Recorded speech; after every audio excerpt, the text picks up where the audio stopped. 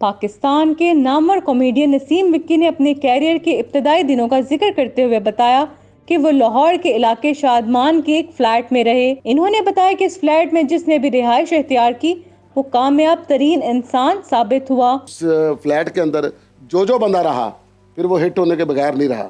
ایک پروگرام میں نسیم وکی نے دلچسپ واقعہ بیان کرتے ہوئے بتایا کہ انہوں نے ضرورت ڈرامے سے ڈیبیو کیا جس میں ان کے ساتھ ماریا واسطی نے سکرین شیئر کی۔ انہوں نے کہا کہ میں نے وہ ڈرامہ مشہور ہونے کے لیے کیا تھا، تاہم پروجیکٹ اتنا کامیاب نہ ہو سکا۔ نسیم وکی نے بتایا کہ 3 اقساط تک ان کو اس پروجیکٹ کے حوالے سے کوئی کامیابی نہ مل سکی جس کے وہ خواہاں تھے۔ نسیم وکی نے بتایا کہ نبیل ظفر نے ان کو لاہور تھیٹر کے لیے بلایا۔ انہوں نے بتایا کہ وہ لاہور کے علاقے شادمان میں ایک فلیٹ جس کا نمبر 726 تھا، اس میں نبیل ظفر کے ساتھ رہائش پذیر ہوئے۔ انہوں نے بتایا کہ اس فلیٹ میں نبیل ظفر کے علاوہ نیر اعجاز، ببو برال، ظفر عامر، اسد اور ناصر چنیوٹی سمیت دیگر نے شوبز کے کیریئر کے ابتدائی دور گزارے۔ انہوں نے مذاق کرتے ہوئے بتایا کہ اس فلیٹ میں اتنے زیادہ افراد موجود تھے کہ اگر کسی شخص کو باتھ روم جانا ہو اور وہ کمرے کے کونے پر ہو تو اس کو سب سے گزر کر جانا پڑتا تھا۔